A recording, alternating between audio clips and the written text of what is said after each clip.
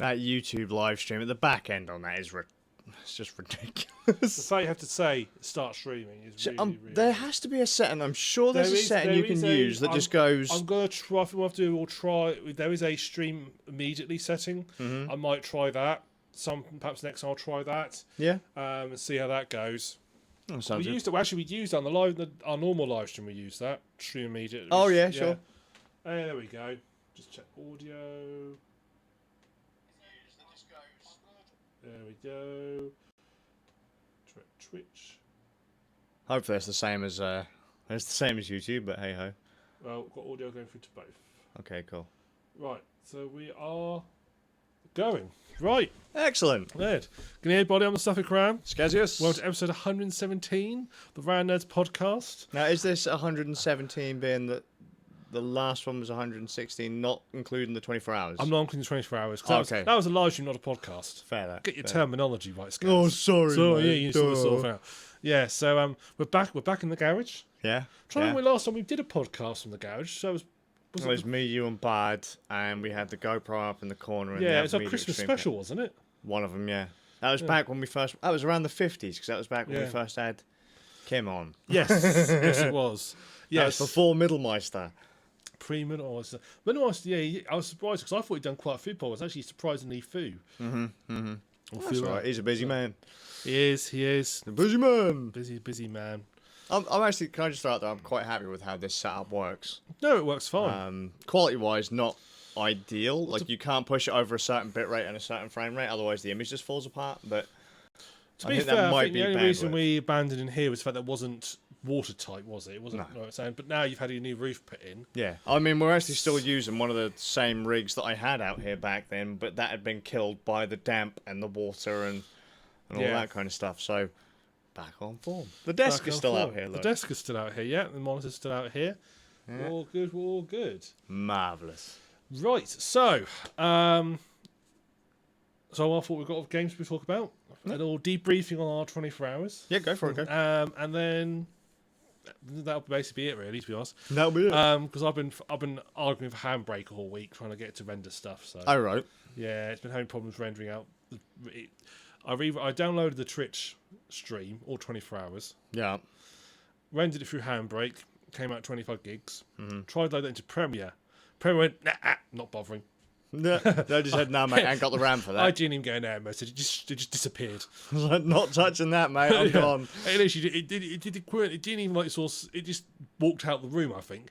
Come back when you have a more sensible job, mate. Yeah, most programs like Pro and MS, they sort of swear at you and then leave. Premiere just walked out the room, didn't even say anything, just left. Just dropped the mic. I've had enough of this, mate. I'm gone. So I tried re-rendering it out in chunks, and so the whole thing was 25 gigs, the whole 24 hours, ran down chunks. One bit of it, which was only about 4 or 5 hours long, it's 32 gigs.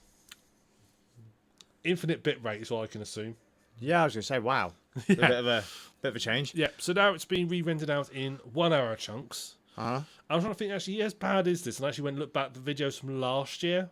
And total video file size for last year, before I did any editing, 60 gigs. Oh, wow. So actually, that's less. Huh.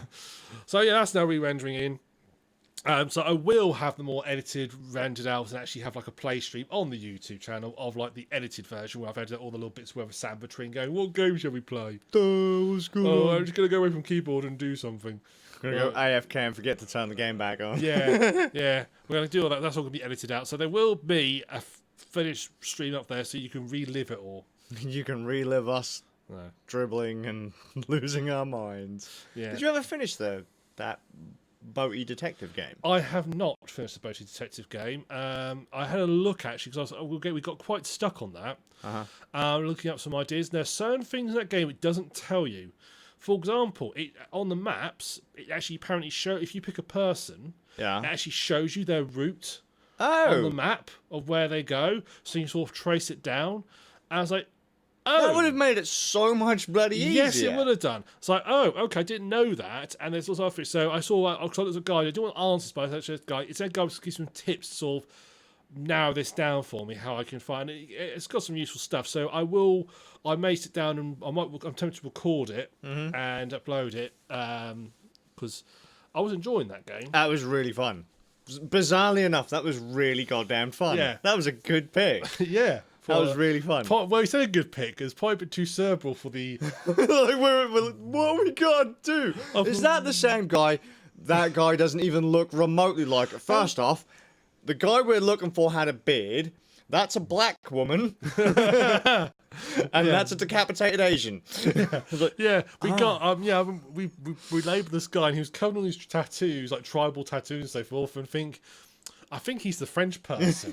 And we labelled him as the French person, and we realised that was wrong. And we renamed. We looked for the list. And I think we came one from I think there's one there from New Guinea. I thought, tribal tattoos, point that, labelled it, and instantly went, "Yes, you found some more people. Congratulations!" Woo! Like, woo! Yay!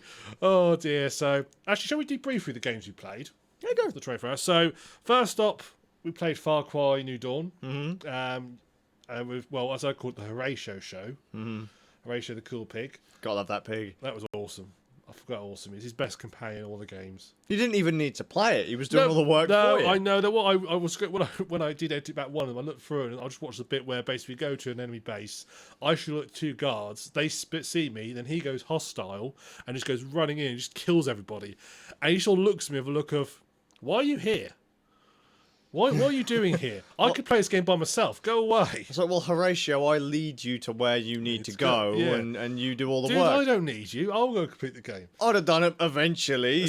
There's a mod rain to happen where you play as Horatio the pig, and you just go round tusking everybody. You say you go round. Basically, you can click on the map to tell Horatio to go in that rough area, rough area, and you can watch him snouting about and then goring people. You could have a lot of fun with playing as a pig. 'Cause you could snout. You could actually say snout around. You could like sort of the fetch quest could be looking for like hidden objects in the ground.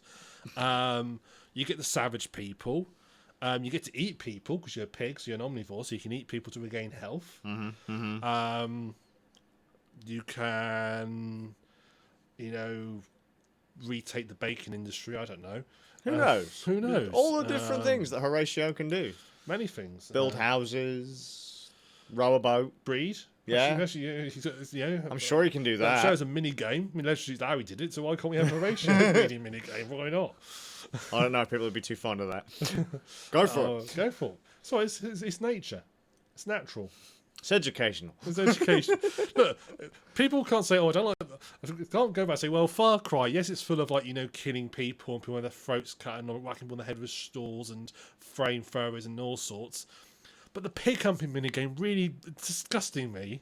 Mate, come on. We've got games where you can chainsaw people in half. But if you even think of showing off a nipple, the world explodes. Yeah, it does. It's like, oh, sexual content. Extreme violence is okay, but possibly sexual content. Yeah. Did you cut that demon in half? Yes. Was it a sexy demon? No. No, of course it wasn't. No, it wasn't. No, promise. Was there any cleavage? No. God, no. They'd be doomed if they did a Warhammer 40k game with Slanesh in it, because that's all basically bondage and sex. There you go. They'd be doomed. Crossover. Horatio takes on the Warhammer universe. Oh, fuck dear. you, Space Marine. In your Terminator arm, I'm a pig. Warhammer versus Space Marine. Warbore. Oh dear. Warhammer versus Space Marine. There's no Warhammers in 40k. They're in the first game. Oh no, yeah, sure. But what if you could? Yeah, apparently it's possible to. Well, there are not any there's bory, piggy races in original Warhammer. Yes, there's the Beastmen. I don't know if there's any piggy ones though. There's there's one that goat people. Because that's quite weird. Because basically the sort of background because they've rebooted Warhammer. In the original one, it's like people would find themselves sort of just one day again because they're just turning into these growing horns and cloven hooves, and they'd get either killed or they'd have to they should be chased out of the local villages and towns, have to go run off into the forest and live as a beast man. All right. As they get corrupted by chaos, it's all these think they used to steal children and stuff and corrupt them as well. It's rocking. Yeah. I never played as Beast. You think surprisingly, Beastman was not my army. Seeing as we're on Games Workshop talk, just quickly, because we're going off the path of the 24 hours very quickly. Yes. I heard from Divine that Blood Bowl isn't going to have the lizard men in it. Ooh. From I think he said lizard men aren't going to be in it, or some of the races aren't going to be there. I can't. Now I say it, I can't recall actually seeing them on the unit list. Oh. Because most of the units have been released. You buy like a team. Yeah, you can buy like halflings and Skaven, orcs. I can't. No, you say it. I can't. But I'm trying to think if Lizardmen are actually in the because the reboot one was now called Age of Sigmar. I'm trying to think if Lizardmen are in that.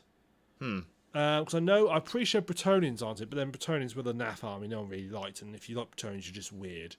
They're just boring. They were just so boring. They're basically, what if we took like proper medieval, like normal human knights on horseback and put them in Warhammer? So basically, all they were just knights on horseback, and they had peasants as like their sort of foot soldiers, and they all believed in the Lady of the Lake. So it's all Arthurian type person, whereas the Empire was a bit more modern. They were more, they had muskets and firearms, a bit more modern. But Bretonians just boring. Fair enough. If you're a Bretonian player, I'm really sorry, but you're just boring. But do you know, I don't think Lizardmen are in Age of Sigmar. I mean, I've not looked, because I've not looked at every single race in there, but I don't think they are. That's something we might have to check. Yeah. Because Divine is not the happy. No, well, the Lizardmen were a bit of, again, were quite a niche army. You really did. But like them, and there was Tomb Kings as well, which I don't think have come back. Which again was all the Egyptian sort of style one. But then Bretonians and Lizardmen were always like the niche army. See, I always played Skaven or Empire were the two armies I used to do in Warhammer. I did have quite a substantial orc army for a while. The only reason I had orcs was because they came in the Starter set. Yeah. And so I bought the Orc book, bought the Empire book, built both forces up to quite a large size so they evenly matched. Because what you do, you bought the starter set, you had an Empire force and an Orc force. Yeah. So I just added to both of them evenly, so that I could have battles, even battles. But then I found Skaven, fell in love with Skaven, which is a weird thing to fall in love with. As you do. As you do. A lot of people do, though. Let's be fair. Everybody loves Skaven. Because in Blood Bowl, I played Orcs. Because that was one of the starter sets, but that was one of the first teams that I was handed. I think it's orcs and humans in the new style. Yeah, well, that's what it was in the original. Oh, that's good. But my mate Goldie used to play humans. Then Chalky we went to like a week of Blood Bowl. We had like a mini tournament. Oh, cool. We actually attended a tournament. Chalky ended up picking up his first team, which was Skaven. I also picked up Halflings and Skaven. I fucking love Skaven. And then eventually I took Chalky's team. Yeah. So he actually gave me his team. So he had like loads of extra gutter runners and stuff like that. Everyone loves Skaven. So anyway. So that's Warhammer talk anyway.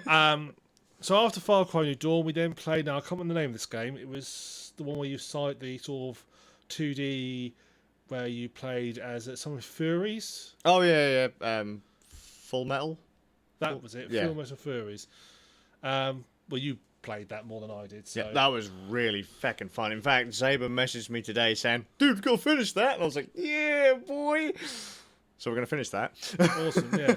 That was quite cool. That was like a sort of side-scrolling. It's not really side-scrolling, was it? But similar. It was I would say it was an arena-based team combat game. Yeah, hack and slash. Yeah, and and the usual thing where like you had to sort of clear an area before you can move on, and the bosses required strategy and so forth. And that was really fun. Well, I joined in and played in an Xbox game. I felt very dirty. It turns out that's on it. That game's on everything. It's on it? Xbox. It's on Switch. It's not cross-platform. I don't think it is. Which is a shame. So cross-platform, I joined you. That'd have been great. That'd have been great. So I was going to say that to Zaber. I was like, dude, Ram's not going to be here.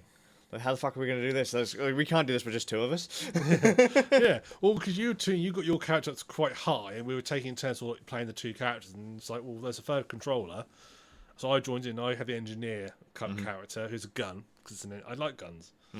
But there was a sniper as well, weren't there? There was. Well, the sniper, they said, was apparently because they gave range of how hard they wanted to play. Sure. And sniper was very hard. Right. I thought, as I've not really played much in the way of Xbox controller games, perhaps picking the hardest one is not a good plan. So you. I chose the engineer. You know what? We might have to play that on Switch at some point. Just get everyone round, because then you can just take a Joy-Con or half of the control each. Yeah. And just play it that way. Cool. Just so we can actually play it through and finish it. Yeah. Yeah, because I mean, I was great because I started at level 1 and you were like level 18. Yeah, at that point, But yeah. I had to quit and I was like just dying constantly because like the enemy's like hitting me, one hit killing me. But the trick was, though, you got to level up incredibly fast. Yeah, though, because the by XP. the same token, yeah. Yeah, I mean, I nearly caught you guys up within about an hour. Yeah, yeah. Nearly caught you guys up. It was, That was really, really fun. fun. Yeah, Really fun. really fun. A football with a machine gun. What more could you want? Yeah, fucking hell. Yeah. That fight was a nightmare. Yes. It was great. Yeah, we did it though. That was so good. Yeah, we did it though. So I think more by luck than anything, but we did it. There's no skill. No skill. Yeah, we were definitely getting better because you're going through the various stages, so you're getting reliably through the various stages. Whereas like you don't get past a bit, then you get past it once, and then 2 or 3 goes, so you get past it again. All of a sudden, you're doing it every single time. So you obviously were getting better, just didn't feel like it. No. And then after that, we played. Evening lads.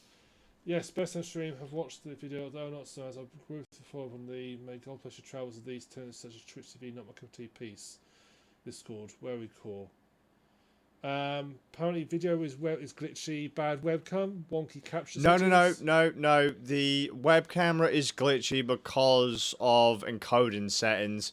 I realised this after I started. There's nothing I can do about it unless I want to bin the audio off. I was going to apologise at the end of the stream, but the stream is coming out CPU, but as soon as anything in OBS uses AMD GPU, it just shits the bed. I need the GPU encode to give me the file for the audio at the end of this stream. So yeah. I don't have a backup recorder out here just to do the audio, and I didn't fancy just saying, give me a copy of the stream audio. No. So it won't be like that next time. No, we'll get better. I just didn't think about it until I hit the button, to be fair. No.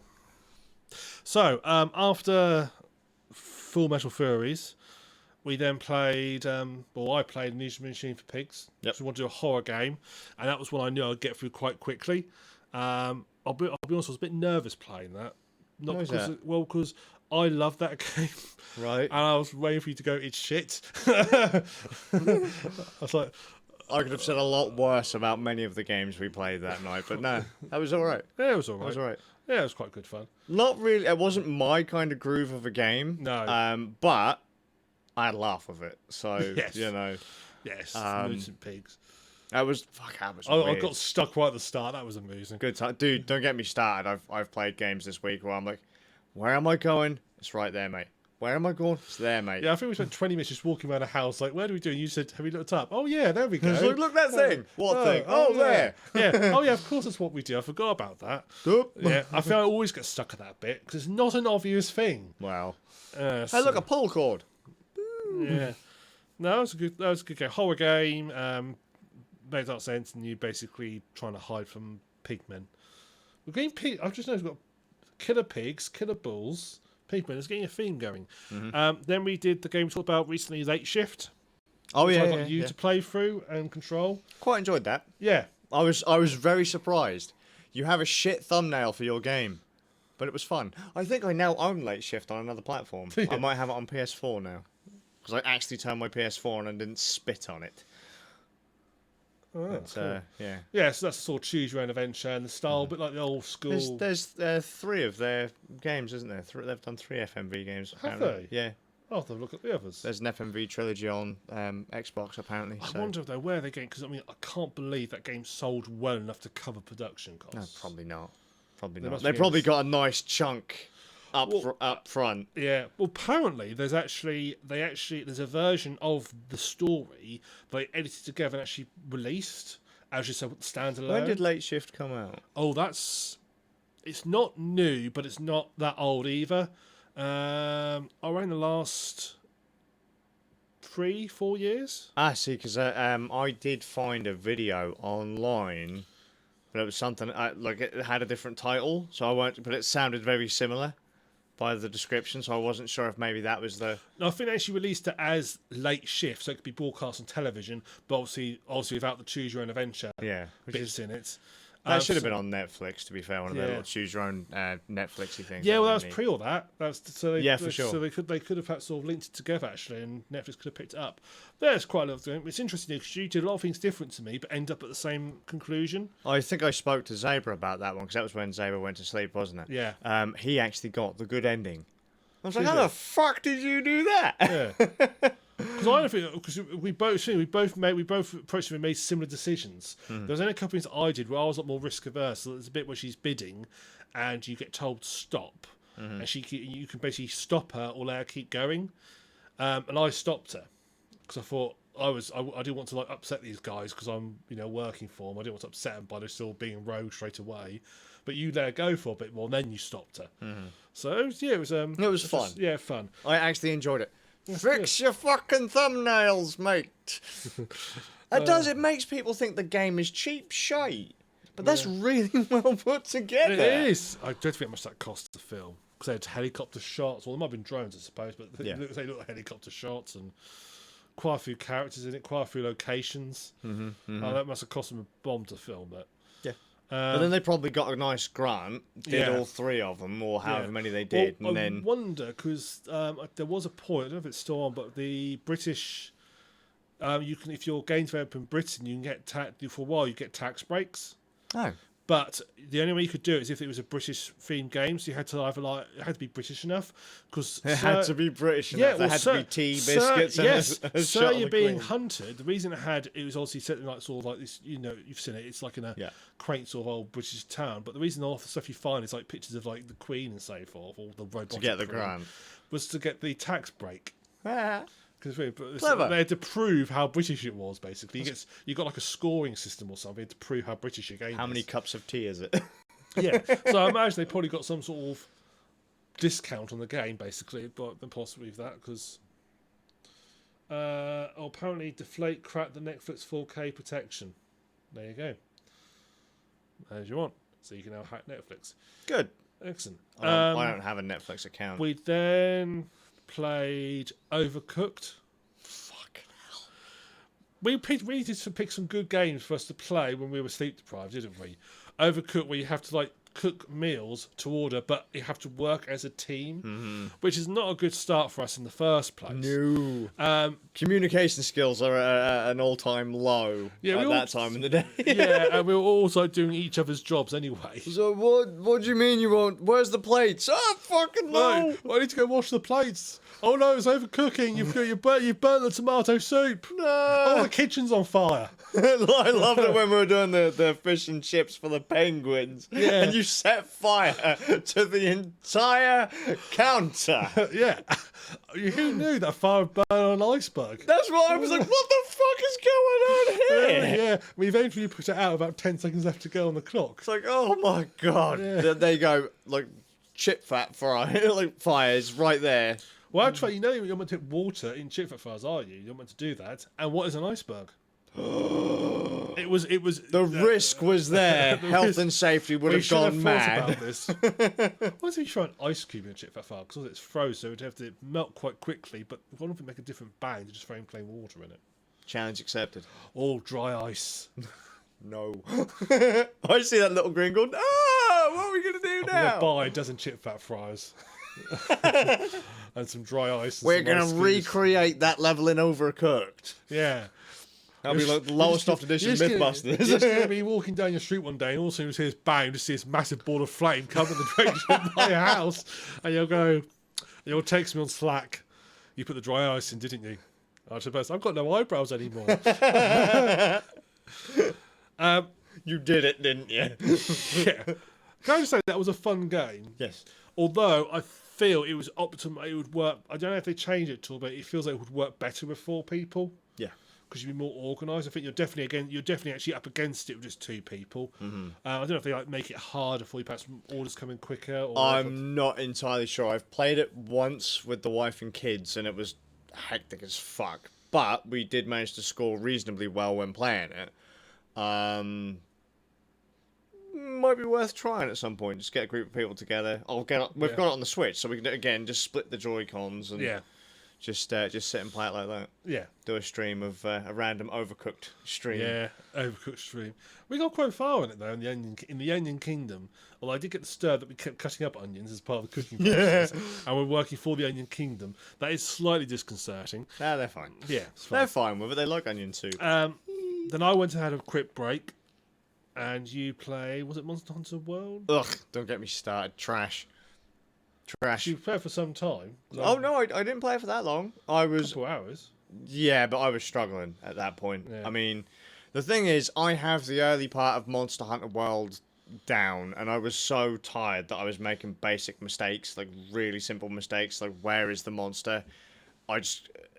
What should have been like a 2-minute hunt ended up taking, 15, 20 minutes, and it was just ridiculous. I should have steamrolled that entire first section, but... Yeah. And then when Zaber come through, and I'm like, fuck, just take the stream! Christ, I've had enough of this!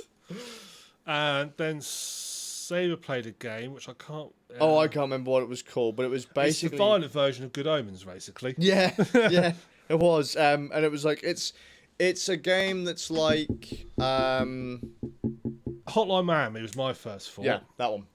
But a lot better quality graphics. Yes. But played the same way, top-down...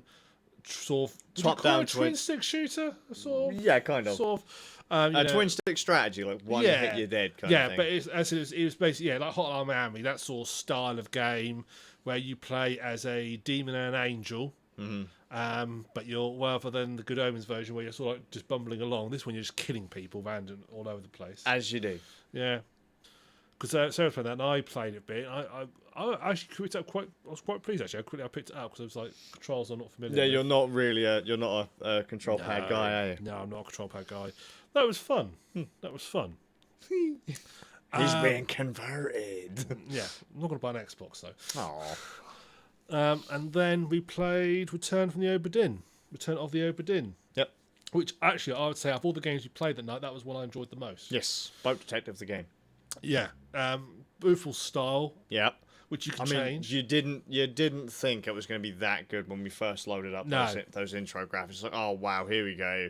Someone's done a really bad Photoshop job here. It's late shift all over again, and then it gets to loading the ship, and you're like, holy shit, this is actually quite good. Wow. Good. And then when you sort of like the various, and because basically so you go on the ship and you've got to try and find out what happened to all these people, and you have this magic compass or watch actually I think it is, and if you find a corpse and you point it at the corpse, it like goes back to the moment they died, and so you can sort of like see their last moments. And they're quite violent. I think the first one was like a guy being shot through the head, wasn't it? And it's just sort of cropped back and quite violent. But you can then find other people who are there, and you get like sort of a little brief, like sort of 30 seconds or so of like what happened. You hear that the dialogue, and then it just jumps into. And that's all like on a blank screen, just the text that jumps into the memory, which is all static. Yep. Nothing moves, all just static. Yeah, so you get to see the very last, like the moment the bullet hits the guy's face. Yeah, and then you get to spin around the scene to look at who fired the last shot, who else was there. It's like walking to a photograph. Yeah. And then what you got to do is try and work out who these people are. So you have to work out who they are. Yep. What happened to them. Yes. Who they are, how they died, if they died, and if someone killed them, who killed them. Yep. And you have to try and work out who these people are. And initially you saw like, and you have like a list of like, there's about 60 people. Yeah. So it's basically crew and passengers. Yeah. So the idea is that you're a member of an insurance agency, and you're supposed to basically figure out what the fuck happened to these people to decide whether or not you're supposed to pay out. Yeah, one hell of a insurance sector, isn't it? He's got Jesus a magic. Can you imagine if we had that ability now where you got to go to a crime scene, traffic accident, part of both parties and say, well, I've got my time watch. I'm going to find out which one of you is lying. It's like, oh shit. Yeah, so it's better than a dash cam. Fess up, motherfucker. Yeah. Yeah, it'd be real boring though, wouldn't you? So, oh shit, a red light, bang, oh fuck. And then freeze with you behind the steering wheel looking really annoyed. It actually went really weird really quickly because it just looked quite a bit, and all of a sudden there's this massive tentacle creature lamped on the boat. So initially it looked like there was just a mutiny on board the ship. Yes. Which I think was one of the last things to happen on the ship. It was pretty much empty. I think that was the captain committing suicide was. I think he was the last death. Yeah. I think. And then you had, so it takes place over the course of a few days. Yeah, it's set in the early 1800s, isn't it? Yeah. Yeah. And so initially, when you go on the boat, it's just the captain and a few members of the crew. I mean, initially you don't even realise it's the captain kicking the shit out of other members of the crew. First it's the captain in a fight with a few members of the crew. Then it goes back to another time where the ship is being attacked by a kraken. Cannons are flying like fucking. They're completely loose, crushing people. That poor guy who got his the can spun round the fuse and it's boom right. And he got point blank shot by a cannon. And you just see his body you'd imagine it was just flying through the air with all the shrapnel, and that is insane. And then all of a sudden, something had been brought on board, which was then spearing and killing people. Giant spiders. Yeah. If you're in giant spiders. I remember when we first went down there, and I said, Skazz, there's a giant spider through there. I was like, fucking hell. Yeah, I ain't on that boat, and they're being ridden by people. Yep. They're put on them with spears. And there's like sort of mer people as well. And it is very strange. It's definitely very much of the sort of, they've took sort of the sort of stories of that time period and put them into the game. Yeah. So, yeah, I mean, I heartily recommend Return to the Obra. I'm going to try and finish it. I think Charles, we struggled a bit because we were all quite tired. Oh, God, yeah. And we didn't understand half of the mechanics for a start. Yeah. I mean, the game's meant to take about 4 to 5 hours, which I thought would be a good pick for the last sort of bit. And I think after 5 hours, we found 9 out of the 60 people. Best fucking team ever. Yeah. It's like, so it's like, yeah, so I will Which one looks Danish to you? Him. I said to Zaber, oh, these people, which one looks most Danish? And he goes, I think that one. And he was right. Yeah. Which one of these cartoony blokes looks Danish to you, mate? Yeah. It worked. Nailed it. That's what I like. It's very consistent logic. Because he did look Danish. It was very consistent logic. I was quite pleased, actually, of it. It's quite good. And then, yeah, we all went then. Well, I went home and went to bed. No, lucky fucking you. Yeah. You just live streamed again. Yeah, I stayed up, spent some time with my kids, and then went live again later on that day. Exactly. Yeah, so that was our 24-hour podcast. I think very successful. Relief it was over. Looking forward to the next one. Yeah, at this stage, yes, I am. Yeah, because I've got over. There's a long time between now and then. Well, it's looking forward to it. Up to about sort of a week before you do it, you're looking forward to it. Then as you get ready, it's like, oh, for fuck's sake, I've got to stay up for 24 hours broadcasting games. And then you get to the actual day and and then nothing works as it should do. Well, in the grand scheme, assuming that this rig is working now, which according to our preview it isn't, is the audio still working? We'll find out in a minute. Yes, it is. Right, so the preview has crashed. Excellent. So that's alright, perfect freeze frame. What I'm going to do is I'm going to work on this rig, and basically as soon as it's working, I will lock it the fuck down. Thanks, Annie. And then we'll keep it ready for next year. Yeah, basically. Yeah. It's always because there's extra hardware brought in, which always makes things a bit more complicated. But yeah, I mean, and then you actually once you get started, you're right, aren't you? So once you start, it's all right. And when you're although it is released the next day when you finally finish it, it's like, oh, good, we can go. Stop the bloody stream. We can do it now. Good times. Good times. No, we didn't. I mean, a lot of games. I mean, I always put a lot of games down that I knew would never play. Yeah. But I'd rather have too many and never be able to pick some than run out. For sure. But that brings me on to games we've been playing. Yeah, games we've run. Woo. So, I bought a torture game for myself. A game which I knew I wouldn't enjoy. I bought it for $3.99 from CD Keys. Which cost way too much. And I was a bit annoyed when you didn't actually play it, because I bought it for the stream, I never played it. So I thought, right, I'm going to play this fucking game. You savage, mate. Jesus. So I played it today, because I've been fighting with, because this week just gone, I've been fighting with Handbrake. The week before that I was on a farm and had no internet connection. Yeah. Well, I did, but I only had like 6 gigs of data on my phone, so I was going to be very spare. I was watching YouTube in 240p. Oh, good job. I've done that before, mate. I've done that before. You're in the middle of the boonies, you've got limited data, and you're like, oh, I'm going to have to make this last for a couple of weeks. Yeah, 240p YouTube. Oh, bloody Vodafone, because I had to buy some more data because I was going to run out. I did actually right. use data, right? So I pay 30 quid a month and I get 30 gigs of data, unlimited, unlimited minutes, right? So how much do you think they wanted for an extra 2 gigs of data? A lot. £10 for 2 gigs of data. Ah, lovely that. Yeah, cheers, Vodafone. You bastards. Yeah. So the talk game I've been playing is Football Manager 2018. I've played some Football Manager games in the past on Amiga. Way back when I was young. I had no idea what the fuck I was doing. They seemed kind of stupid to me. It worked quite well for me. I had no idea what I was doing anyway. It's basically a really big spreadsheet. You basically take on a role. They're clearly, people who make this game are clearly passionate about it because it is so detailed. Yeah. So when I start it, it says, right, okay, what's your name? So you put your name in, and it says, right, okay, where were you born? You can actually pick not just pick the location, like England, to the town where you were born. Lowestoft was on there. So I was going to put that I was born in Lowestoft. God So, damn. cool, okay, that's good. You can't put your date of birth, though. All right. So I'm a 23-year-old. Oh, are you? Yeah, I know. You went back in time. No, I did. And then you pick what team you want to do. And again, it's got hundreds of teams on it. I was amazed. Now, there's Lowestoft Town Football Club wasn't one of them. I think there had to be one of these leagues, of which there are about 5 leagues I never heard of. But I picked Norwich because I thought I know Norwich. Got me Delia Smith. Oh, God. Yeah, you start this game, you get to meet the chairman, which is Delia Smith. So I've got to sit down and have a chat with Delia Smith. I think it's just generic text, but Sure. Yeah, she didn't offer me any cooking recipes or anything like that. I was a bit disappointed. But yeah, you basically start, and you start off with some emails, which basically you read through and give you an idea of what to do. And the idea is basically you can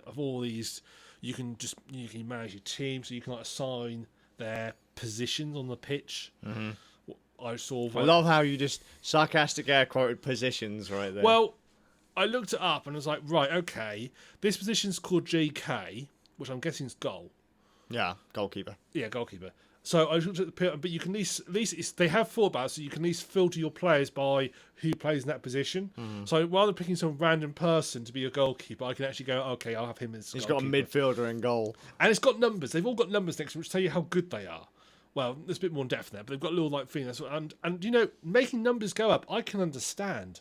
Oh, right. I can cope with making numbers go up. But because it's based in reality, because if this was a more flexible game, now if I was designing it, you'd be like there'd be like an upgrade path where you could upgrade people and train or assign skill points, that sort of stuff. But it's not. It's all you can like say, okay, I want the trains person in this and so forth. So you have to assign your team, and yet you can set formations. I'm something called the 4-4-2, which I think means I have 4 people near my net, then 4 people like beyond the net, and then 2 people go and like beat the other players up. That sounds about right. Yeah. And you can then set who you're going to fight, and then you got there's a manager here. So you can have assistant managers. We don't need to handle some things. I said yes, everything. So right, all of this. Take it. Yeah. I know you're the assistant manager, but you're doing fucking everything. I'm just going to sit in the office all day and have the nice salary. I'm only getting paid 15k a week. I think that's a bit shit. Yeah, I agree. You know, the players are getting paid a lot more than me. And I was like, well, how does this fucking work? I'm the bloody manager. I should get paid more than anybody. How does that make sense? Oh, football. Yeah. So I did all this, and now I signed with some players, and then it said, oh, do you want me to schedule a friendly? I don't know what that meant, with with one of our own teams. Like, fair enough, I don't know what that means. So it turns out I'm then playing because you have like your team, and then there's also the under 23s and under 18s, which I think like where they sort of like, tell these people they're going to be great footballers and then cast them away when they can't score a goal. Yeah. After leading them on. So I was going up against the under 23s with my group. Oh, I will say there's one good thing about it. You can hold a press conference, and literally one of the options at any point in the press conference is to storm out.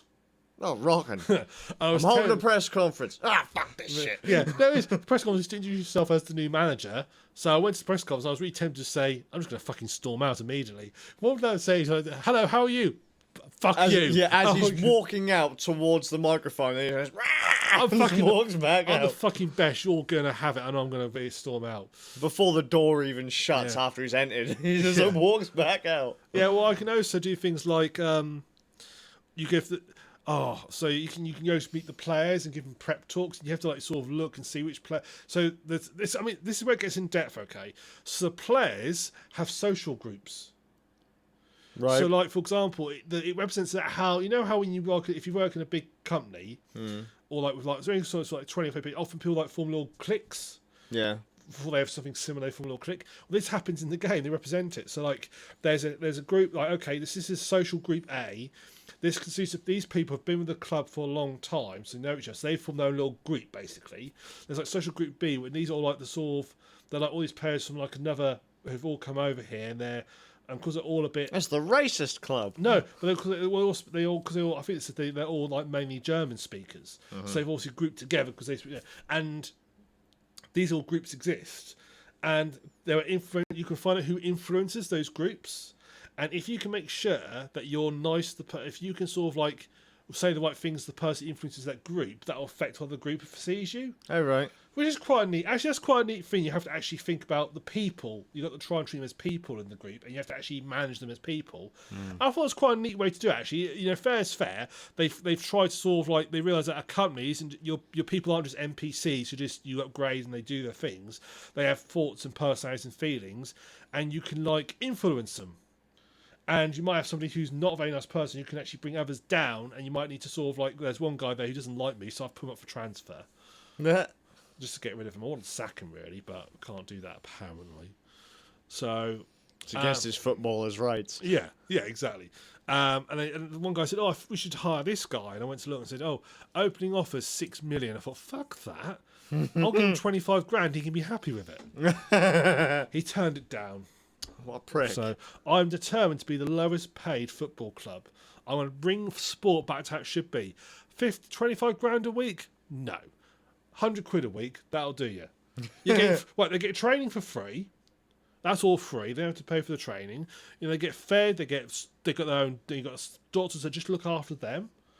They get all these benefits. Like you don't even got to go to the bloody hospital. You get your own like medical staff. You can get 100 quid a week and be glad of it. You can use it. We can pitch tents in the pit. We can pitch tents on the pitch when it's not in use.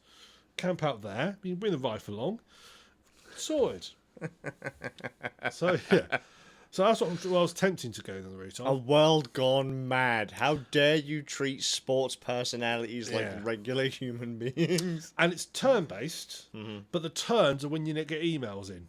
So basically, the time advances. Then when you get an email come in, that's when it stops. All right. You can do something. And emails are like things like your manager saying, "I think we should do this. I think we should train so and so. This person's not happy with you," and like, "I'll screw him, sack him." As you do. But then I now scheduled this under 23s, and someone seemed to say, you need to sign the under 23 players to positions so that you're ready to fight." So I go to the football combat bit in under 23s, and I sign them all to positions. Yeah. Right, okay. And then it gets to match day. Oh, this bit was painful. So, first things first, you get to match day, you have to give them a briefing. So you have to give your player, the briefing base says, right, target this person, this is the formation you're going to play in, play aggressively, defensively, whatever, and all this sort of stuff. You give them a briefing, and off they go and do their thing. And then, you think that's it. You think, okay, we're going to start playing the game now. No. Then, you have the locker room pre-match chat with them. And basically, you have to sort of ginger them up and say, this could be a great day, and it then says like some of the players like this, some players are lost interest in you, some players aren't listening to you anymore. Wow. So I sort of ginger them up, and then the game starts, and a little timer in the top corner starts countdown. I'm assuming that it's counting in seconds, but I'm assuming it's accelerated time. That's minutes. No, it's real time. Wow. Now it does jump. So it will jump from like sort of 1 minute 5 seconds to like 14 minutes, but the game plays in real time. And you have these really because the graphics are horrendous. These really stiff players sort of march onto the pitch and they start playing the ball, and they've got like 10 animations the whole thing, and it's hilarious to watch actually. But like a real football match, I got bored really quickly. Yeah. And because it keeps stopping, giving you information about what's going on and so forth. Say, so and so's done this. You might consider this, and at this point, I'm hungry. I'm going to go do some tea, so I leave it. So I go out to the freezer. Come back and the picture's on for Go to the freezer, get my tea, come and put it in the microwave, walk in, and it turns out we've reached half time. Another locker room chat. For fuck's sake. So I go to the locker room. They actually want you to manage the team. Yes, what the hell? So I go to the locker room. It's like, can't these people be inspired enough? They really need to come see him every time and say, come on, sort yourselves out. They're getting paid a fortune. They should be... I basically went in there and said, right, come on, we can do this. Go team go, let's do this. So we can now all hold hands and say, well, we wonderful, let's do this. I really want to say, right, if you see one of them coming up close to you, trip them over and kick him in the face. That way... Plural sports, football. I know they're under 23s, but let's teach them how the world is early. It's a shame not the under 18s. So I sort of like, and everybody ignored me again. It's like the players show no reaction, the players show no reaction, the players show no reaction. Because what's the other neat thing about it is when you get your down to dialogue, but you can choose how you can choose your infliction on them. So the dialogue might be saying, right team, don't worry about today, it's just for fun, don't just enjoy yourselves out there. But you can say that in a calm way. Guys, don't worry about it, it's fine. Just have fun out there in an aggressive way. Yeah, don't worry about it out there, it's fine. Just have fun. Get out there. There's an assertive way you can say it, and a cautious way. Like, just have fun, please. Just have fun. Don't hurt yourself. Just have fun. It's brilliant. Wow. I mean, I quite like that I can actually decide how I'm going to say it. Because I thought we did different dialogue options. It isn't. You just change the way you say it, which is quite a neat thing. Mm-hmm. So they play at this point. It's 0-0. So then I go back in. It's like, oh, I've got another fucking thing. So my food beeps. So I go through, stir it, put it back in, watch some paint dry, come back through, and I'm getting to the last little bit of the game, and it's 2-1 to us. Right. 2-1 to. You almost got trounced by the underlings. Yeah, 2-1 to our team. So 2-1 to us, and then we and you can also see, and it says two of my players are basically playing. What does it say? Like they're basically showing their interest in what's going on. It's like, right, fuck you, I'm substituting you, so I substitute them out. I don't know the people I've got aren't any good in their positions, but whatever. Substitute. You know, if you can't put your head in it, I'll just substitute out with. I'll sub you with the ground. I'll sub you out with the janitor, and if we lose the game, it's still on you, you little bastard. Yeah, you should put some interest into it. So substitute them out. I'll dock your pay. Yeah, game carries on. We get to the end. We win 2-1. But these are the under 23s. You know, when we should have done quite well against them. You know, these are little young whippersnappers who don't really know what they're doing. So I decided, right, tough love is needed. So back in the D, because you have another locker room message after this. It's like, oh, for God's sake, how many locker room people do these need? So I'm in the locker room with this lot, and I go, right, that was fucking awful. I say an aggressive, I say you're bad, and there's this one guy who's been really, it's all like he says like, you know, he doesn't look very pleased with you. So I can talk to him individually, so I can pick him out, and I say to him, I basically say you're fucking shit. It doesn't say quite like that, but I basically in your face. Well, I was the only one that scored goals. He really dislikes me now. Good. By the time I left, it just said they all dislike you now. I was like, brilliant. Okay, sorted it. At that point, we went back to the thing. I saved and quit to Windows because I was fed up at that point. Good job. You played one game and you wanted to kill everyone. Yeah. He was like, sod it. He went on for so bloody long. He left his office, grabbed his fucking plate, shoveled it into his face. His family said you were all right, and then he fucking threw it all on the floor. This football match lasted at least 5 minutes. It's insane. I mean, it's ridiculous. And it's awful, and I just was so glad to stop playing it. I tend to try and power on for a game just so I can like sort of give it try and sort of give it a fair punt. Yeah. But I'm at 2.5 hours on it. It's like I can't do this anymore. I've just got to stop now. So I just stopped. Mm-hmm. So that's what I'm playing. So what have you been playing? So I've played 3 games. I'm going to hammer through these quickly. Okay. One of them was Samurai Showdown. It's a reboot of an old school fighting game franchise from the 90s where you play as samurai and you kill each other. So imagine Street Fighter with samurais. I only say Street Fighter because people know what the fuck Street Fighter is. Yeah. Can I say that's a brilliant name for a game because you know instantly what it's going to be before you play it. It's great, isn't it? It is. I love games where actually just Samurai Showdown. I thought it's going to be samurais fighting each other and killing each other. Brilliant. Yep, and there you go. Nailed it. What more do you want? It's still got very traditional gameplay. It's using a Street Fighter 4-y style, although I wouldn't... It's not as bad as Street Fighter 4. Street Fighter 4 looked absolutely crap. I don't care what anyone says. But Samurai Showdown, the style really fits. Gameplay is very much old school Sam Show, very footsie based, very defensive. The idea that, you can actually kill your opponent in 2 moves. Nice. In that game. So it's not like, oh, I'm going to chip away at their health. I'm going to chip away at their health. No. If they fuck up and leave themselves open, hit them with a heavy strike, bam, their health just drops clean off the planet. You get punished very, very easily in that game. So, at first, you can almost say it's actually in some ways more tactical than most fighting games because you haven't got any health reserves really to play with. Nope.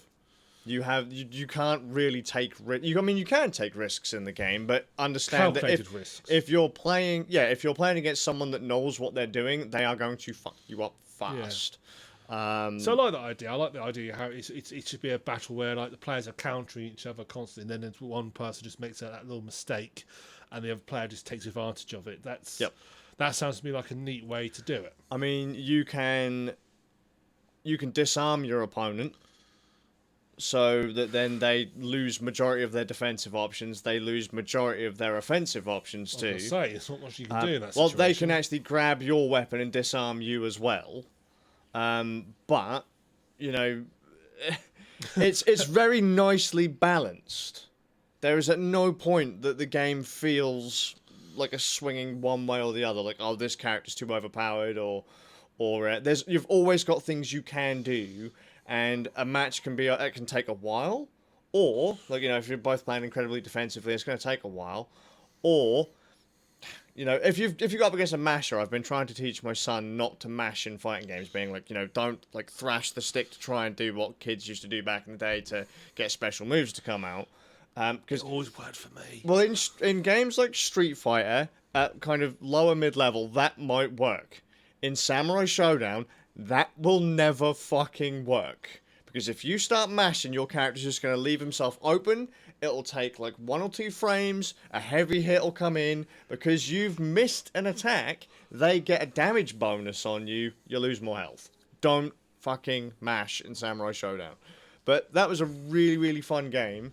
Annoyingly, I am yet to be able to do a 1 credit run on the game. My first time through the campaign mode, I fucked up on one character as I was trying to do some different moves, trying to see how different moves would link. Because there aren't many combos in Samurai Showdown like in other fighting games.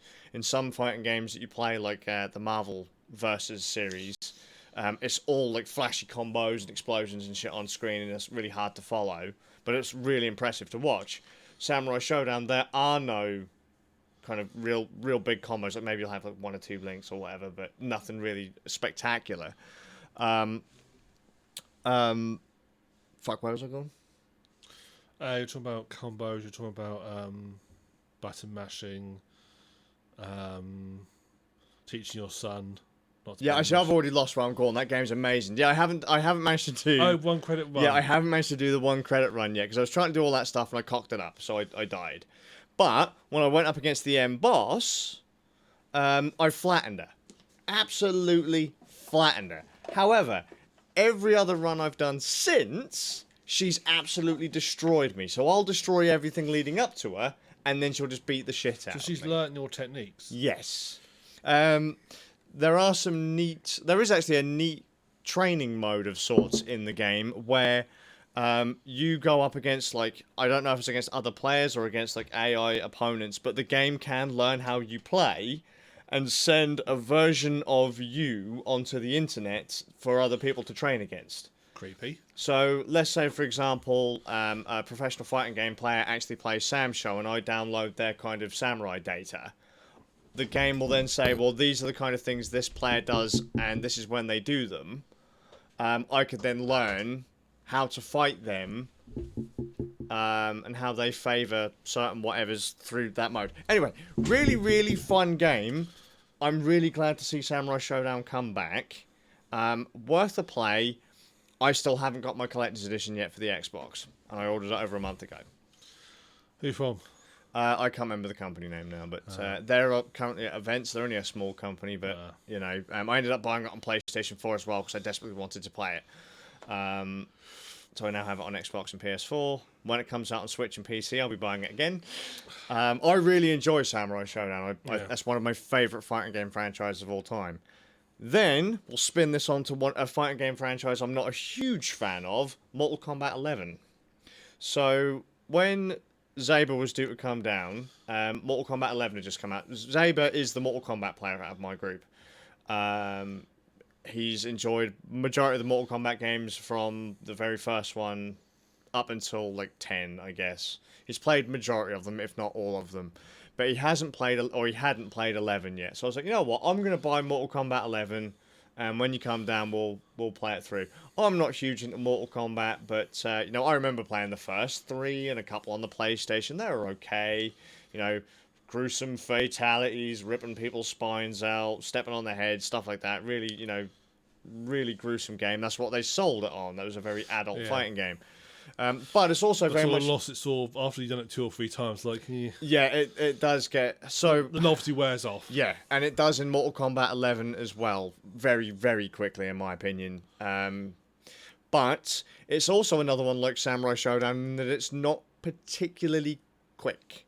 Inputs are very simple, but you can do a lot of damage very quickly doing very very few things. It's not like Street Fighter where you have really big, really difficult combo strings if you want to go for them, or like Blaze Blue where you're pushing a shit ton of buttons to get things to happen. This is very, you know, you can do like press back and heavy kick to do one move, and then that'll launch them up into the air, which you could then maybe combo by pressing, say, heavy punch, light kick, and then forwards and 2 of the other buttons to kind of like juggle them kind of thing. Yeah. Nothing is particularly complicated, but it's going to take practice to nail down.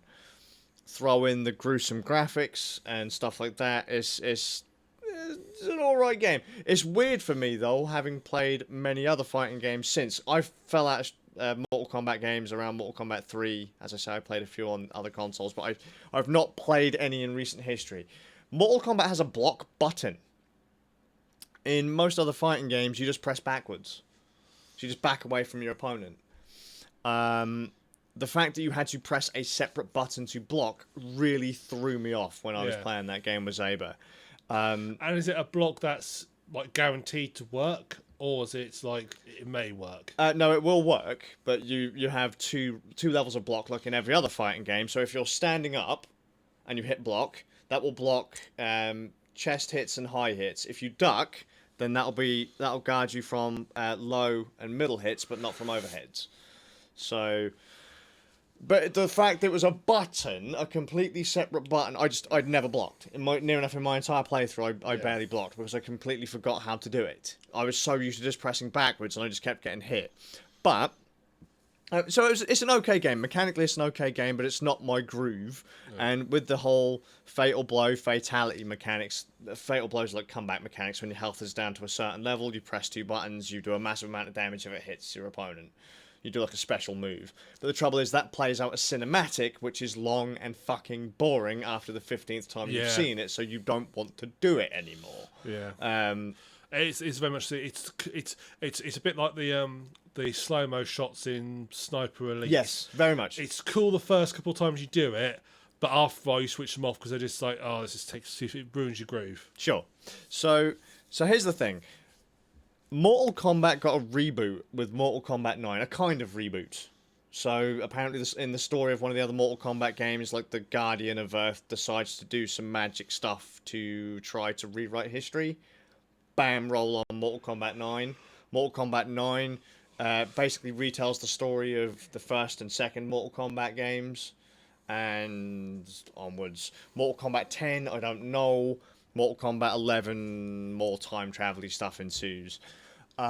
It's interesting because it turns out for the last 3 games, the story modes haven't been like basic arcade modes. You know what a fighting game arcade mode is like. So you just fight someone, move on to the next fight, move on to the next fight. Maybe there's a little bit of dialogue pops up on the screen or something. Yeah, my experience. Just to give you a baseline here. My experience of fighting games is Tekken.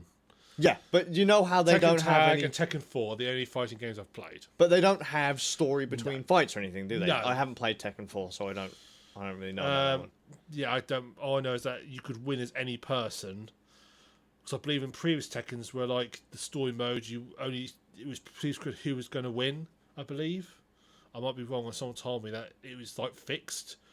You could play through as any character, but like the income was going to be the same. Whereas Tekken you could win as any person and win the corporation. Sure. But yeah, but it was only about 8 rounds. Yeah, but it didn't have anything in between. So No, actually, no, I don't think it did. No, I can't remember anything in between. In so in the new Mortal Kombat games, it's actually full-blown cinematic.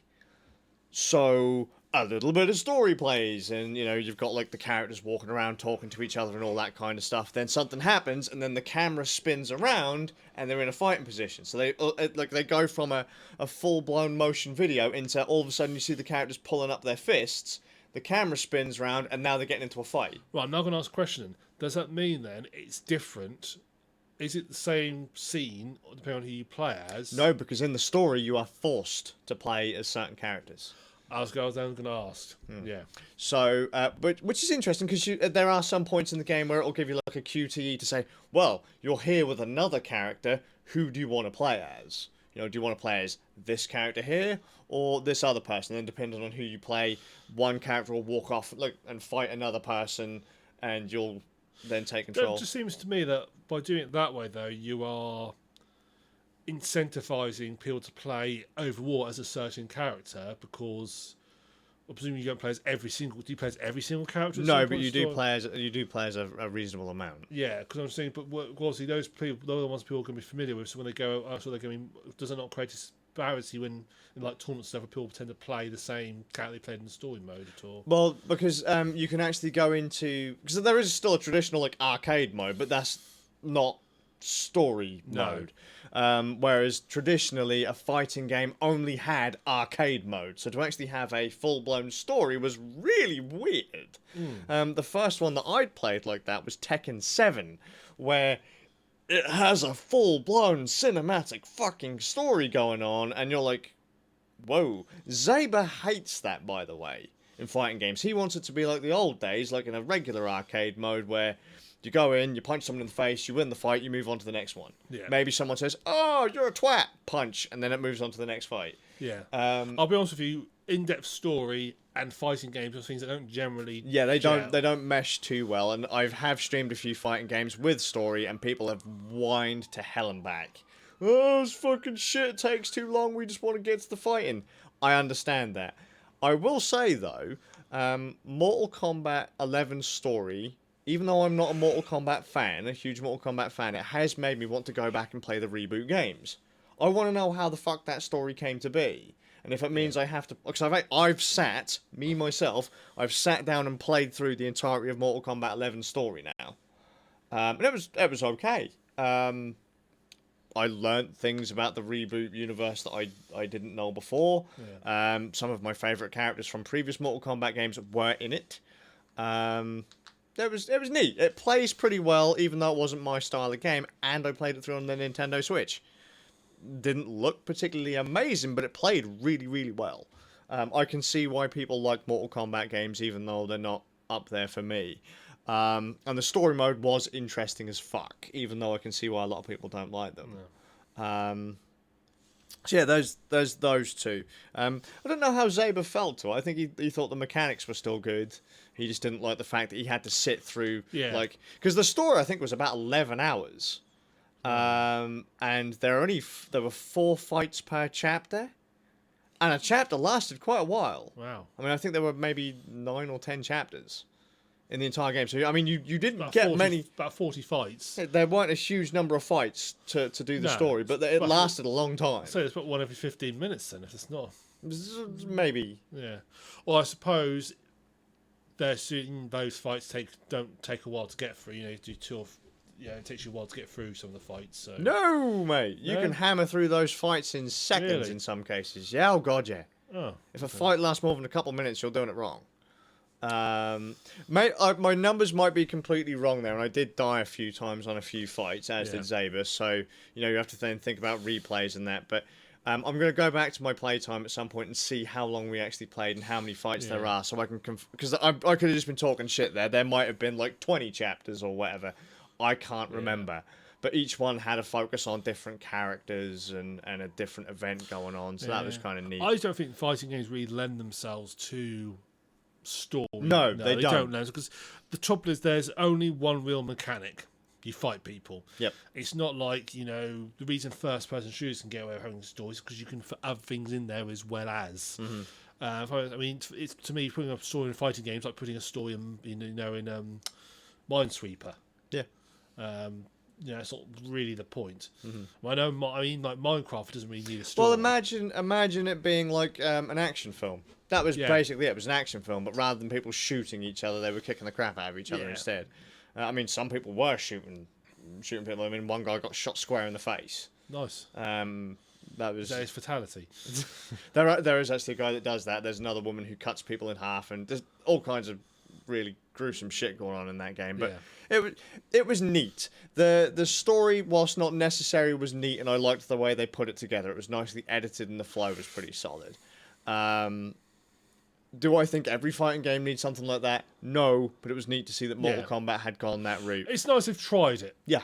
Yeah, there's nothing Give wrong me a with regular arcade mode as well, so I can just pick a character, run through, and beat the shit out of people. That's probably the best compromise they could have come up with was, let's have a story in there, but let's put an arcade mode in there. That's actually a fair compromise.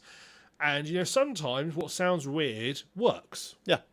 And it might have worked well. It doesn't sound like it has worked brilliantly, but it might have done, so it's worth trying. So, yep. I mean, because, Zaber, for example, hated Tekken 7 as well, purely because of the story mode. Yeah. However, I thought Tekken 7's story was fucking amazing because it gave me a load of background to characters I knew next to nothing about. So I was like, oh, that's why XYZ character was such a cunt in previous games. Now I know why he was universally hated. Do you remember it was early PS2 game, and that was a fighting game with a story mode, and it was a story-based fighting game, and it was called not the Bodyguard, the Bouncer. The Bouncer. I've played that through many a time. Yeah. Yes, I remember. Yeah, because that's what I was thinking of. It's sort of that's more of a side-scrolling beat 'em up. Yeah, it's more like Streets of Rage type thing, isn't it? But that was an alright game as well. Yeah. I actually did a full edit of that to cut it out so it actually played more like an FMV. Oh, right, cool. So I played each fight and then cut out any of the menu stuff. And my sister played that game. She got to the bit where you have to integrate the base and the guys do sort of hand movements and you have to copy them. Oh, sure. And they're mostly sort of quite slow and so forth. Then this guy comes on, he's also had a lot of cups of coffee. He goes, oh yeah, sure. Off you go, repeat it. I thought, even if I knew the secret code, I wouldn't be able to repeat that. Oops. Well, no, because I guess that would be if you're playing as Koleifu, because he actually dresses up as one of the enemy soldiers, whereas Sion and Volt just fucking go in there and kick the shit out of everyone. Yeah. So bad choice playing as Ko right off the bat. It, so. But no, that was a fun one. That was a story-based beat 'em up fighting game kind of thing. So. That was actually more of a fighting RPG because you could level up your character too. Yeah. But yeah. Cool. Neat. And your third game? Third game. So this one I will blast through incredibly quickly because I have rabbited on for a long time that no one can understand. Incoherent babble. It's okay. We like incoherent babble. Yeah. So Mittelmeister mentioned the other week, have I played Bloodstained? Bloodstained Ritual of the... I can't remember what the fuck it was called. Is that a Castlevania type thing? Yeah. And I said no because I didn't really have a whole hell of a lot of interest in it. It didn't help that it was funded by bloody YouTubers. And YouTubers had magical items and their names put into the game. So oh hey, be member of Clan Alpha Omega Sin and be member of Clan GameSack. It's hey, Clan suck my dick. So and there were random people's pictures. But vanity. It was crowdfunded fine, I get it, but it just kind of put a thank you in the credits. In the credits, yeah. But that kind of stuff that irked me a little bit. Silly thing to irk me, but either way. And I'm not even going to complain about the Nintendo Switch version of it, because apparently a lot of people are crying to hell and back about that game. Oh, the graphics are really shit and the frame rate's bad and blah blah blah. But it's like, but if you're not sat there comparing it to like the PC version or whatever, it's kind of like when you saw Doom on the Nintendo Switch. Yeah. You didn't initially look at it and go, "Oh, the graphics are shit. That's a Nintendo Switch." It was more balanced the fact that it was on a screen I could hold in my hand. Yeah. You know, Bloodstained it's not going to be the same as my PC, but I can't hold my PC in my hand. Bloodstained is very much the same. If you just look at it and you play it, it doesn't actually look horrible. It looks soft, but it doesn't look horrible. But if you compare it to a PC or an Xbox One or something like that, you're like, oh god, they've really loved it. If you've got something to compare it to, you can see the differences. But if you're not, you don't. So if you haven't, you don't. But I could play an audiobook that's got poor graphics. Yeah. Oh god. Medium, yeah. But so I hadn't played it. I wasn't particularly interested because of reasons. But I am a fan of the genre called Metroidvania, which apparently one magazine has had trouble explaining. Apparently that's a really difficult concept to explain to people, what a Metroidvania game is. Yeah, I managed to explain it to Inky within less than 5 minutes today. Would you like to know what a Metroidvania is? I've never played a Metroidvania game, so... Okay, so... Once upon a time, there was a game called Metroid. I know that one. And with Samus. Yeah. Everybody thought it was a bloke, was actually a woman. Yep, which is established in the first game anyway. That's what I mean. They both got surprised at the end. But in Metroid, you are basically plonked on a map, and you move around the map like up, down, left, right. You can go in whatever direction you want until you hit a dead end. Eventually, you'll solve a puzzle or find an item that will allow you to progress further through the map, like double jumps, keys to unlock doors, things like that. Well, it's all side-scrolling 2D type thing. And in a big wide map. So like, just imagine it as a side-scrolling platformer, but you can go up this way, or there's a corridor over that way, and you basically choose where you want to go. So it's a platformer it's more like a hub type platform. Sure, so it will stonewall you every now and then and say you can't go that way, but then and you have to unlock things like a hub world type thing. Kind of. Yeah. So you might then find that if you'd have gone 3 rooms to the right, you might have found like a double jump that would have allowed you to go onto a ledge that was in another room that would unlock another area, and until you managed to explore the entire map. Yeah. So it's like one single level, effectively. Yeah. So there's Metroid. Castlevania is basically your side-scrolling platformer where a vampire hunter takes on Dracula. You pick up sub-weapons that you can use to help you dispatch the enemy. You've got your base weapon as a whip. Basically just go from left to right or move around the little level until you get to the end of the stage, fight a boss, move on. Right? Just your standard side-scrolling platformer fare. Yeah. It's a platforming game. Now, imagine you mix the two together. Metroid and Castlevania. You have the open-worldy mappy thing with the Castlevania theme. Bam! Metroidvania. How hard was that to explain? Right. So there's the groove. Apparently, some publishers think open-world platformer. Yeah, some people think that's really hard to describe. I thought that was pretty simple, pretty straightforward. I'm quite a fan of Metroidvania games, but I fucking hate Metroid. I don't like Metroid. My groove is, I like Metroidvania games if they are Vania games. They have to be Castlevania themed. It has to be the Belmont clan or some side clan taking down Dracula in the castle that was established oh so many years ago. I like the lore of the castle. I like the characters. I like the vampire hunters.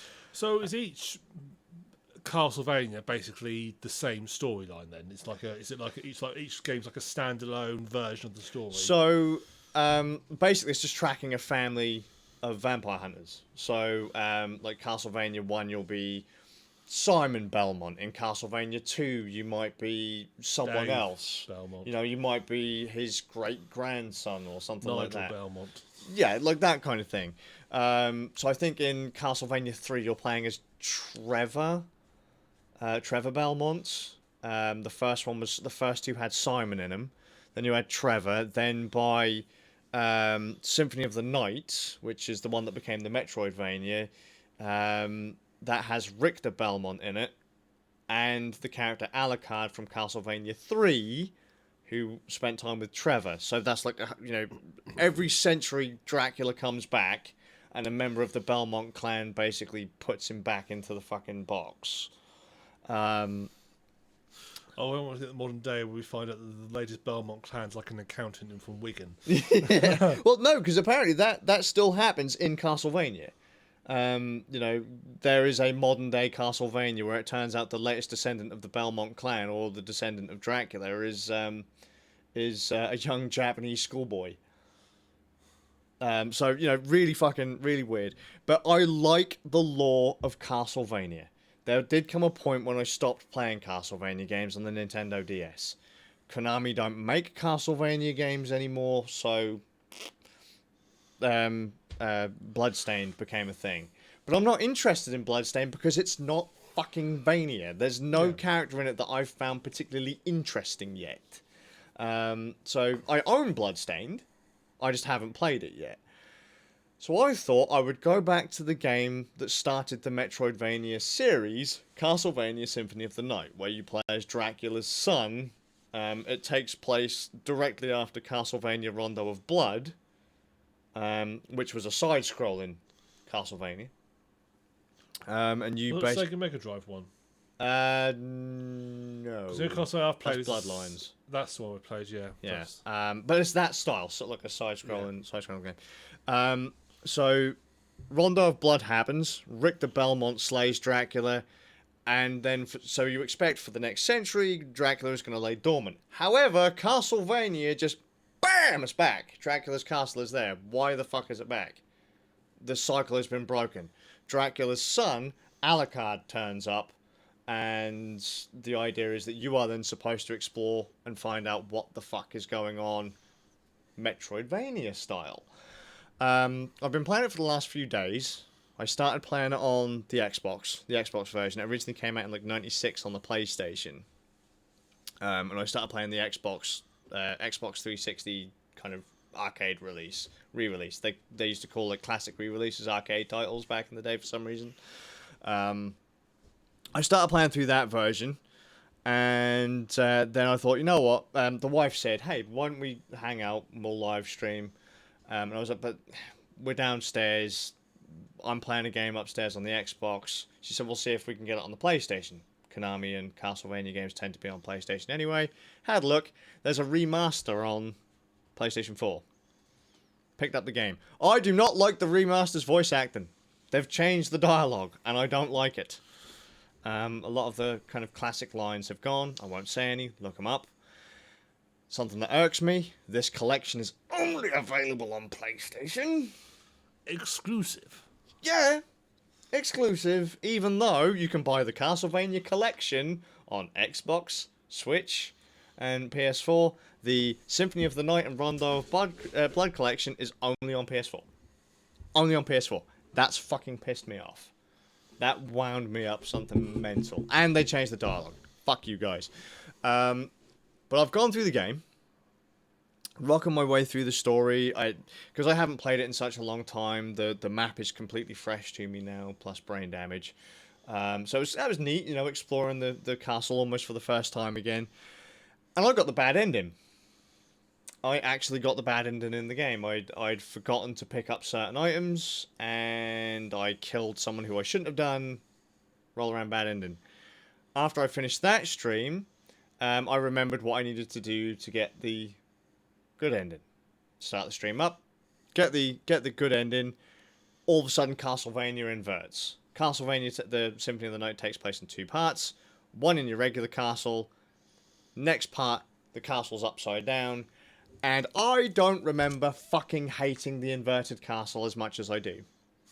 I got into the inverted castle today, and I thought to myself, how the fuck did we think this was a classic?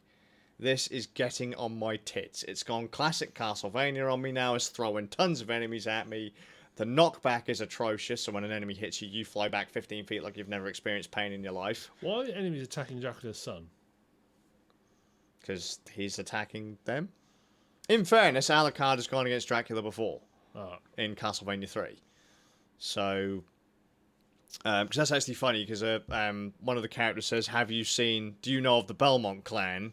And the character is thinking of Richter, but Alucard, the little image shows up like a little pixelated NES character, which is Trevor Belmont.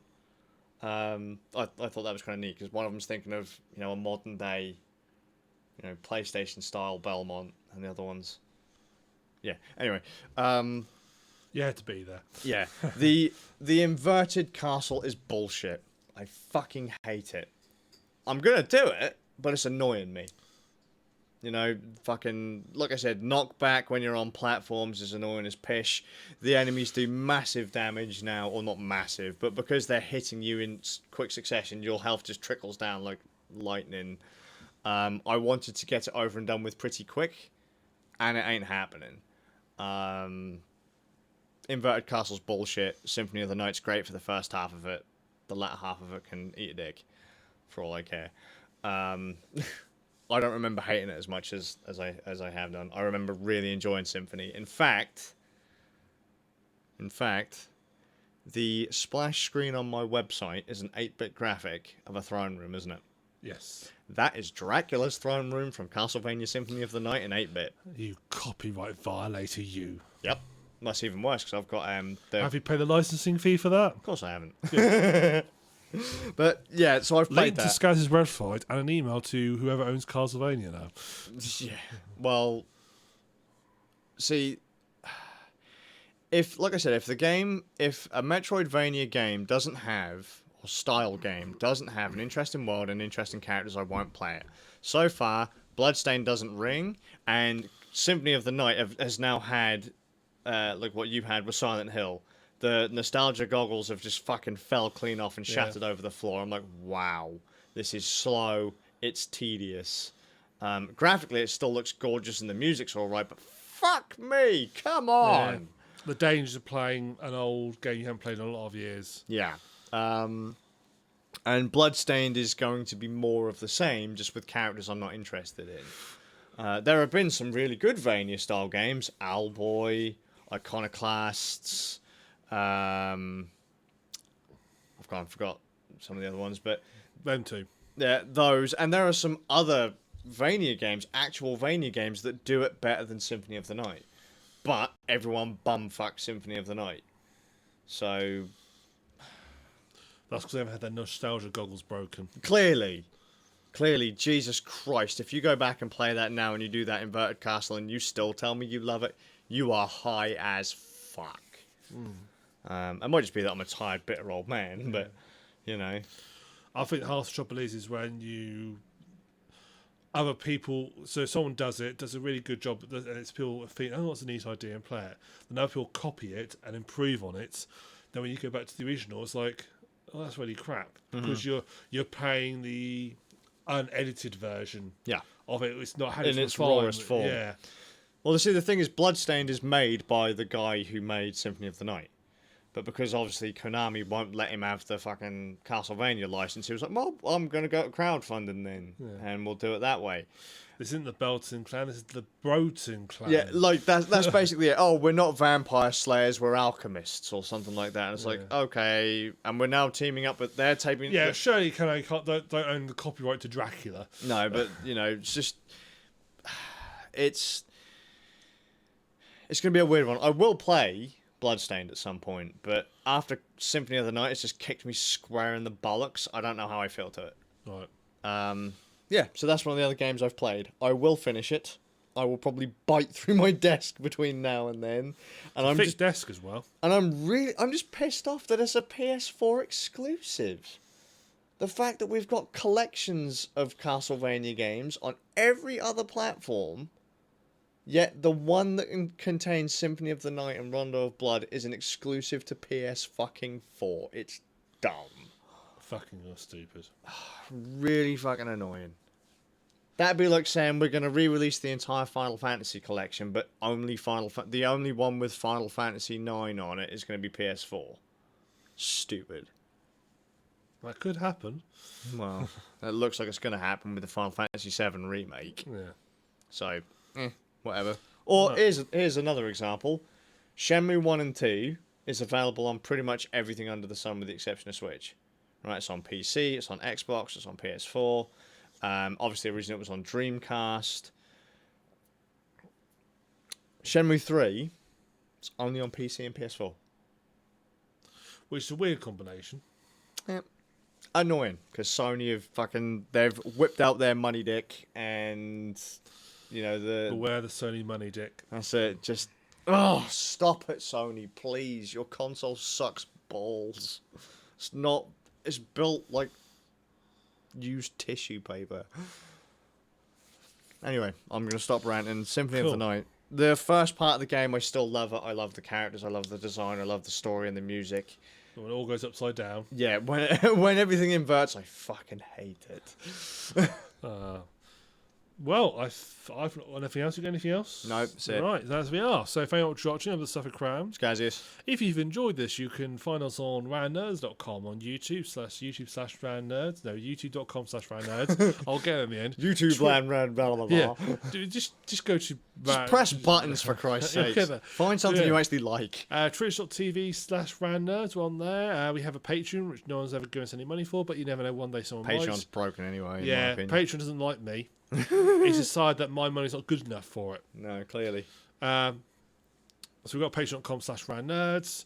I think it's all the main ones. So we have got a Twitter side, but only tweets whatever's on the website. So you can if you want. I'll have the audio and video fixed for the next podcast. Yes, indeed. So yeah, look out also for, if you missed our 24-hour broadcast, there will be a playlist shortly coming up on YouTube once I've finished fighting Handbrake. And Premiere starts playing nice with me again, then we'll have a playlist on YouTube. You can relive all the joys and watch us gradually, slowly lose our minds. Yep. I'm still recovering from it, so I still can't speak proper. Yeah, there you go. See? I'll actually think about what it is I want to talk about next time rather than ranting. So goodbye from me. And me. Have fun. So see you in a fortnight. Yay! Take it easy, guys. Bye. In fairness, because things were getting a bit late, I was tempted to come out and do the podcast myself. Yeah. Well, see, that was Middlemeister's fault. Yeah, bloody Middlemeister. See you next time, him. guys. Yeah. I look like a fat Kim Jong-un on that picture. Look.